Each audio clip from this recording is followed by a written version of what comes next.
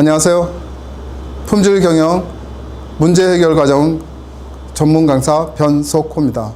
이번 시간에는 현대 사회에 만연되어 있는 여러 가지 경영 환경에 대해서 같이 공유하고 여기에서 필요로 하는 인재상에 대해서 같이 논의하도록 그렇게 하겠습니다. 첫 시간, 첫 강의로 경영 환경, 현재 우리가 놓여 있는 경영 환경에 대해서 같이 쳐다보고 거기에 관련돼서 우리가 요구되는 인재상은 어떤 인재일까라는 것을 한번 같이 공유해 보도록 그렇게 하겠습니다.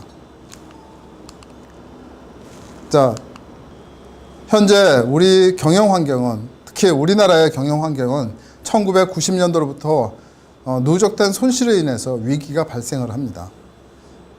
그 이유는 저희가 1970년대, 80년대를 통해서 고도 성장기를 맞이하게 되죠. 고도 성장기라고 하면 순이익도, 수익성도 좋은 반면에 성장성도 굉장히 뛰어난 그런 상태를 이야기합니다. 성장 동력을 이용해서 그 과정에 수익을 창출해내고 이로 인해서 계속 진행되다가 1990년대에 들어서면서부터 이런 고도 성장에 관련돼서 여러 가지 문제점이 발생하게 됩니다. 그런 발생을 통해서 누적되는 손실이 발생하게 되고 이 손실로 인해서 위기가 도래하게 됩니다. 이 위기는 우리나라에서 1990년도, 99년도에 발생한 IMF 금융위기로 도래하게 되고 그 강도 높은 구조 조정을 요청하는, 그래서 이런 그 금융위기로부터 벗어나야 되는 문제를 발생하게 됩니다.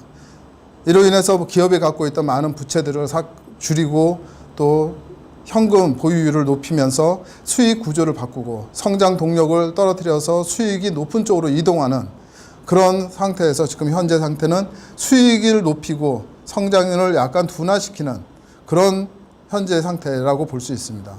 그래서 경제는 안정되지만 불안한 혼돈 속에서 저희가 노래하게 되죠. 많은 동일한 곳에서 같은 시장에서 경쟁이 아주 심해졌다고 볼 수가 있습니다. 자, 이런 만성적인 경제 구조가 어떻게 변해왔는지를 보면 알 수가 있는데요. 그 전에 고비용 구조에서, 고비용 구조라고 하면 재료비가 고원재료비를 가지고 있고 고임금, 고물류비, 고금리, 특히 여기서는 고금리가 많은 영향을 줬겠죠. 그리고 고서비스 비용, 이런 것들이 있었는데 이것은 앞으로 어떤 경쟁력을 하기 위해서는 저비용으로 갈 수밖에 없습니다. 저효율의 시대를 또 볼 수가 있죠. 품질에 관계없이 급격한 성장을 위주로 하는 그런 동력을 사용해 왔다면 점차 1990년대에 들어서면서부터는 생산성은 저하되고 능률이 저하되는 그런 양상을 보이고 있습니다. 기존의 생산성 저하라든가 능률의 저하를 그대로 안고 뛰고 있는 상태였기 때문에 효율이 떨어질 수밖에 없었던 거죠. 그리고 자기 중심의 사고 패턴, 자기가 생각하는 대로 빨리 해서 그 자리만 들어가면은 성공할 수 있다라고 하는 생각을 가졌고, 대충 만들어서 대충 그 시장에 그냥 알아서 하시겠지라고 하는 괜찮아주의, 그 다음에 적당주의, 그리고 단체적으로 그 자기 이익을 추구하는 이기주의, 그리고 인연주의, 그리고 한탕주의, 이런 모랄의 문제가 있어서 이 모랄 변화가 없이는 우리 경쟁력을 제고할 수가 없는 상태였습니다. 따라서 현재는 저비용 구조를 가져야 되고 고효율의 시대가 도래했으며 합리적인 사고 패턴을 가져서 같이 노는 수 있는 그런 상태에 돼 있지 않다면 그 기업 경영력은, 경쟁력은 떨어질 수밖에 없는 거죠. 그래서 국민성과 국가 경쟁력을 고취시킴으로써 기업 경쟁력도 같이 올라갈 수 있는 시대에 도래했다고 볼 수가 있습니다. 먼저 사회 변화된 변화들을 한번 같이 보도록 하겠습니다. 자, 사회는 어떻게 변해왔을까요?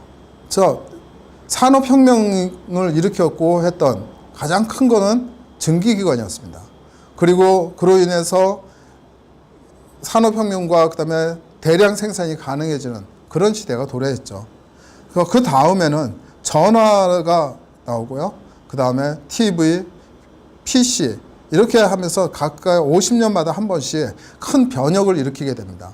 이런 변혁을 일으켜서 세계적으로 많은 문화적 변화가 같이 변해 왔는데 이제 최근에는 아날로그 시대에서 디지털 신호를 바꿨다고 합니다.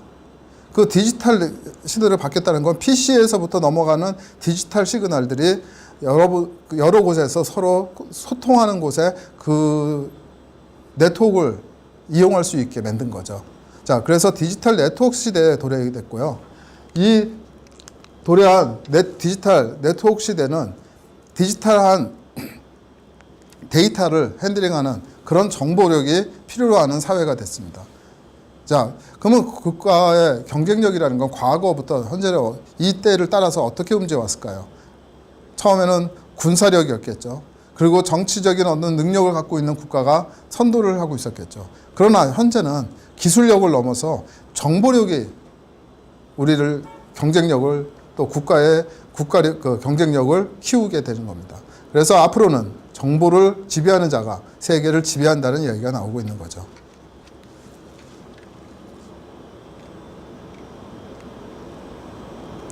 자, 다음에 여러분들이 봐야 될 내용은 얼마나 많은 디지털 시대가 되어서 정보화가 됐다는 얘기죠. 그리고 지적으로 많은 부분이 여러분들한테 정보로 제공되고 있습니다. 주변에 많은 지적 자산들이 많은 곳에서 보여주고 있고요. 따라서 모든 사람이 같이 공유할 수 있다는 거죠.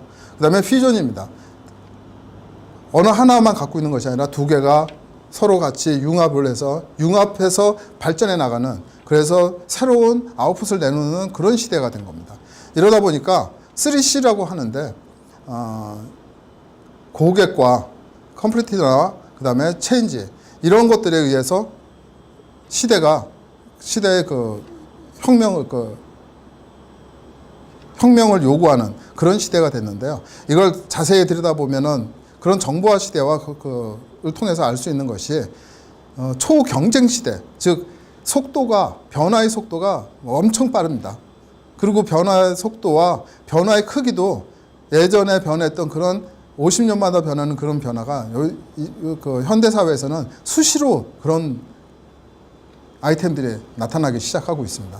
급격하죠. 그리고 여러 가지 퓨전을 통해서 다양성이 확보가 될 필요가 있습니다. 이런 복잡한 경쟁 구도, 즉 무한 경쟁 상태에 우리가 놓이게 됩니다. 이런 무한 경쟁 사회에서 살아남는 조직은 변화에 적응하는 조직입니다.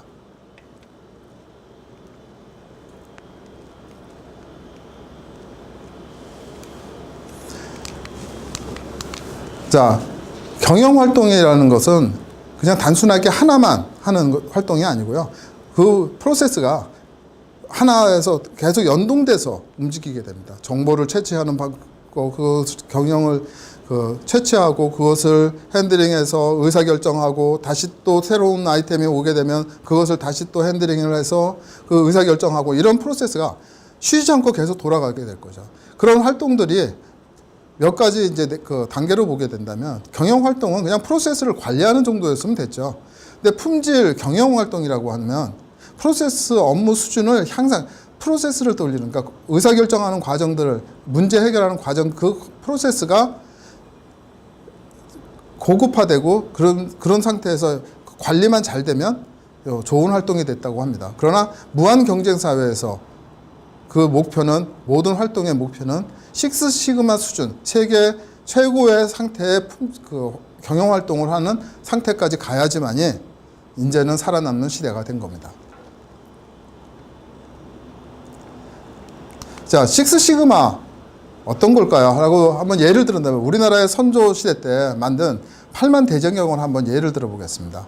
8만 대전경에 담긴 선조의 지혜를 보면 16년 동안 경판 수만 8만 장이었는데 글자 수는 5,233만 자였습니다. 그 많은 글자를 오자나 탈자가 하나도 없이 한 사람이 쓴 듯하게 만들었습니다. 이 16년 동안 한 사람이 쓴 듯하게, 또 거기에 들어간 인원은 어마어마한 많은 인원이 들어가서 활동을 했겠죠. 그런 사람들이 모여서 했던 활동이 마치 한 사람이 쓴 것 같고 오자도 없이 이런 무결점의 판을 만들 수 있었습니다. 그리고 750년이 되는 현재까지도 그 목판이 안전하게 관리되고 있다는 건 대단한 능력이라고 보고 그 품질에 대해서 얼마나 많은 신경을 썼는지를 알 수가 있죠. 자, 그러면 여기에서 우리한테 뭘 보여주느냐 보면 식스 시그마의 좀 극한 관리라는 것이 있었을 거라고 봅니다. 하나하나의 정성이 필요로 했고요. 그 모든 사람이 표준화되어 있는 작업을 했을 겁니다.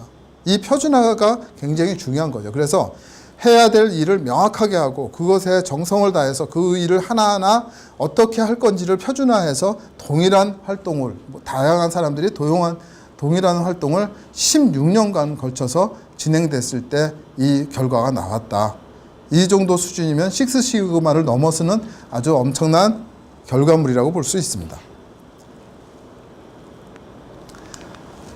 자, 식스 시그마의 수준의 프로세스를 한번 다시 프로로 한번 쭉 보도록 하겠습니다. 먼저 전략을 수립을 해야 되겠죠. 근데 이 전략을 수립하는 목적은 뭘까요? 선택입니다. 해야 될 일을 선택을 하고 그 선택한 것을 집중을 해서 그것을 과제를 해결할 수 있게 집중력을 키워주는 거죠.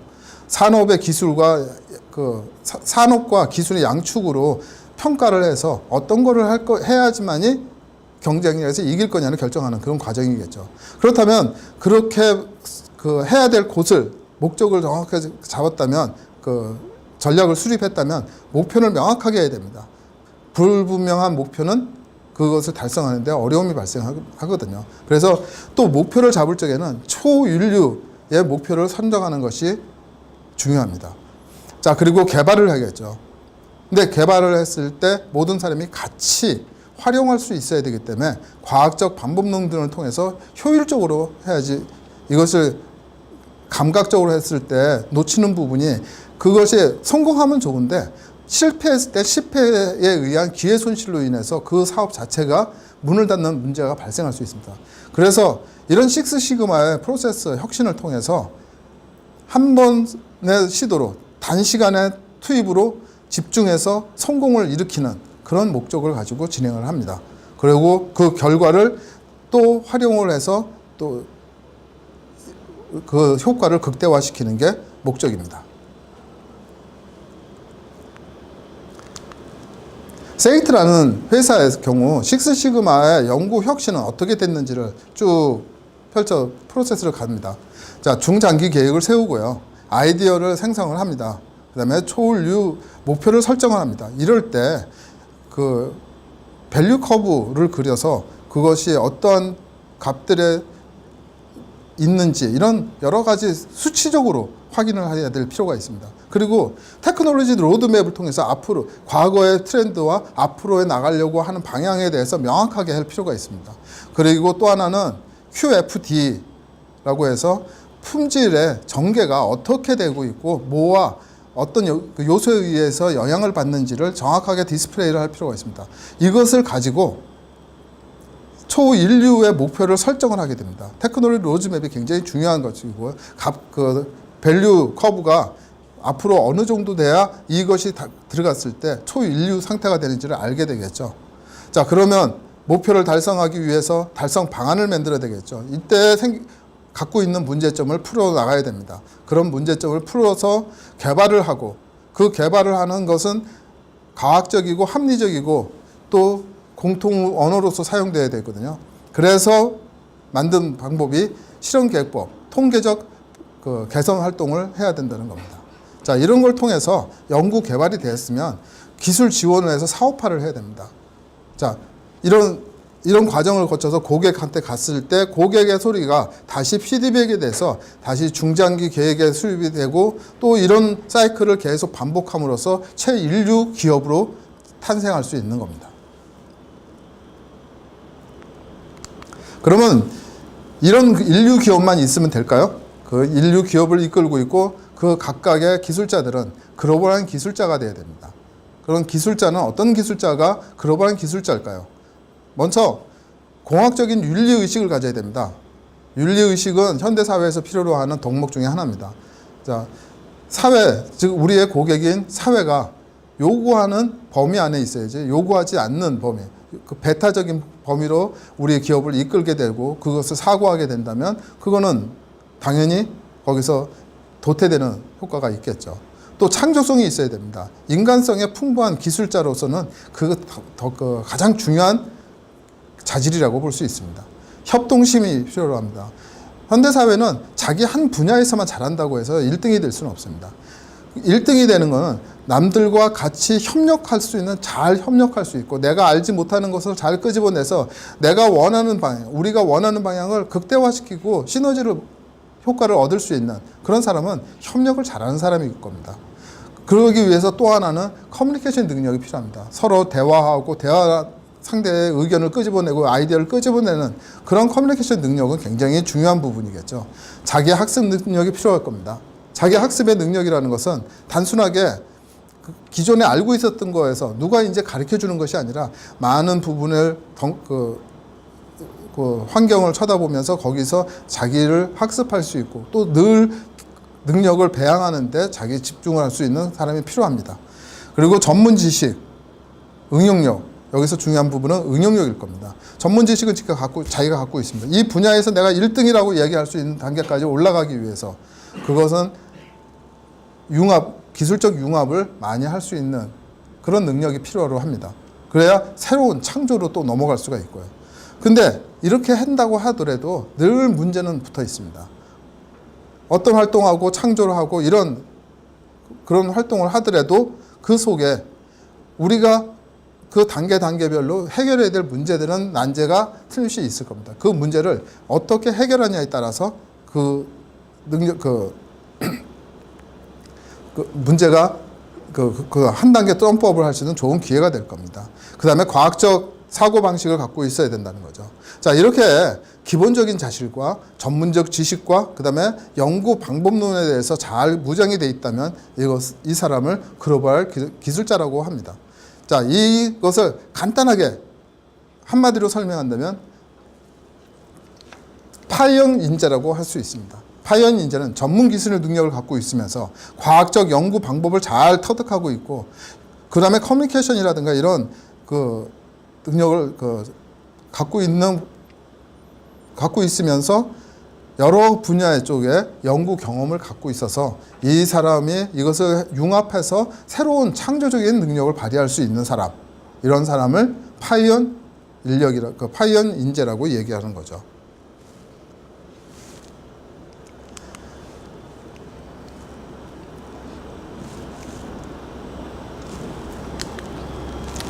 자, 세종대왕께서는 우리에게 하나의 좀 본보기를 많이 보여주셨습니다. 근데 한번 정리를 해볼게요.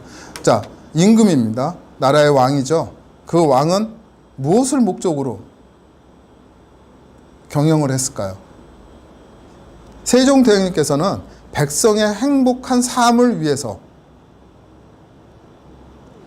그 목표를 위해서 모든 활동을 하셨습니다. 그러면 그것이 어떻게 볼 수 있느냐? 그러면 그 당시에 15세기에는 세계 과학기술의 인류국이라고 하면 농업이 부강하고 농민이 건강하고 환경 기후가 측정이 가능해서 관리를 할 수 있고 공정한 조세 제도를 통해서 모든 사람이 불만이 없게 하고 그 다음에 국민의 안전을 보장함으로써 안심하고 생업에 집중할 수 있는 사람을 만들어야지 이런 때에 그 국민은 행복한 삶을 누릴 수 있을 거다라고 봅니다. 이를 위해서 논사직설이라든가 여러 가지 활동을 통해서 세법, 거북선 여기까지 전부 다 세종대왕 때 이런 것들을 진행했었던 것도 모두 백성의 행복한 삶을 위해서는 어떤 게 필요할까라고 하는 고민하에 나왔던 거죠.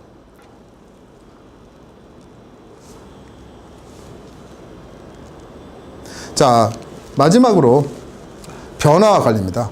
변화는 늘 변화하고 앞에도 얘기했지만 변화에 적응을 잘해야 중요한 글로벌한 인재, 파이언 인재가 될 수 있을 거라고 봅니다.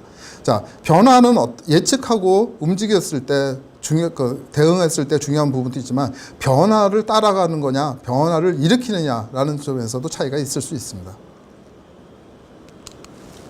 과거에는 하드웨어적 사고를 가지고 있었다고 봅니다. 제조 마인드였고요. 외형 위주였고요. 환경 추정적이었습니다. 그 다음에 자원을 분산해서 경영함으로써 리스크를 관리를 했죠. 그 다음에 기능 중심으로 갔다 볼 수 있습니다. 그리고 각각의 전문 분야라든가 자기 영역이라든가 이 영역을 보호해서 그 범위 안에서는 아무도 못 들어오게 만들면서 그 이익을 계속 유지했던 거죠. 그런데 현재는 그렇지 못합니다. 이 글로벌한 사회, 그 다음에 디지털한 정보가 같이 공유되고 이런 사회에서는 이런 식으로 막는다고 막히지가 않습니다. 자, 그러면 어떤 패러다임이 됐을까요? 소프트웨어적입니다. 그 다음에 서비스 마인드가 없이는 절대 그 제조업만 가지고는 살아날 수가 없습니다. 그 다음에 환경 창조형이어야 됩니다. 자원을 집중해서 1위로 올라갈 수 있게 해야 되고요. 그 다음에 합리적이어야 되고 자기 변화에 능해야 됩니다. 자, 이런 것이 뉴 파라다임이라고 볼 수 있습니다. 변화가 있을 때는 몇 종류의 사람들이 있습니다. 자, 변화에 적극적인 사람이 있고요. 변화를 따라가는 그냥 추정하는 사람이 있습니다. 변화를 거부하는 사람이 있습니다. 자, 이런 분포가 있는데 이 분포가 있다라는 것을 그냥 도태시키는 것이 아니라 서로 같이 이끌고 나가는 커뮤니케이션이 필요하겠죠. 자, 패러다임 변화에 대응하기 위해서 우리는 여러 가지 많은 것들이 있을 수 있어요. 그 중에서 중요한 것을 4가지로 나눠서 볼 수가 있습니다.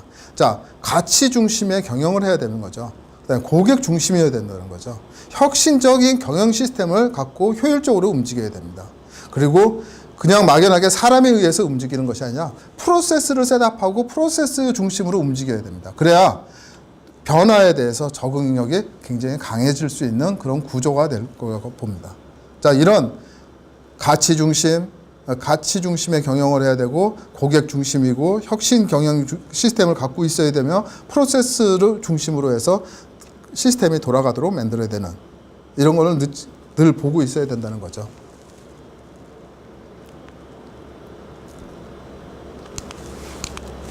자, 그러면 왜 변화해야 하는가라는 걸 한번 보도록 하겠습니다. 자, 처음에는 동일한 수준의 처음에 그 시장에 들어갔을 때는 동일한 상태가 됐을 겁니다. 그러나 시간의 흐름에 따라서 과거의 물건은 이제 올드해지겠죠. 새로운 마인드로 새로운 것들이 나오고 새로운 여러 요구사항들이 계속 나오게 됩니다. 사람은 반복해서 사용하고 있을 때 거기에 대한 욕구가 계속 발생하고 그거에 뛰어넘는 뭔가를 요구하는 욕망이 생기게 됩니다. 자, 그러면 그것을 대응하기 위해서는 어떻게 해야 되죠? 자기 혁신하고 변화를 이끌어야 됩니다. 자, 이 빨간색은 변화 관리를 하지 않고 다만 자기 일에 충실했을 뿐입니다. 그런데 그 가치는 점점 떨어지게 되는 거죠. 떨어지고 유지가 되고 있을 줄 모릅니다. 근데 경쟁하는 사람은 어떻게 합니까? 그것을 뛰어넘어서 그 변화를 관리하고 변화 변동에 따라갈 뿐만 아니라 변화를 리드해 나가는 사람이라면 그 사람은 그의 리더 역할을 하게 되겠죠. 자, 그로 인해서 발생되는 그 효과는 훨씬 차이가 나게 되고 그 자리에 있던 사람은 점점 도태돼가는 그런 상태가 될 겁니다. 자, 마지막으로 이 변화 프로세스에 대해서 이성적으로 생각해야 되는 부분과 감성적으로 생각해야 되는 부분이 있는데 이 사이클을 한번 보면서 이번 시간을 마무리 짓고 합니다. 자, 그 변화를 요구되고 있습니다. 자, 그 변화를 가지고 그냥 있으면 소용이 없죠. 비전을 잡고 거기서 그 변화에 대응해서 변화를 이기고 변화를 끌고 가는 비전을 목표를 설정을 해야 됩니다.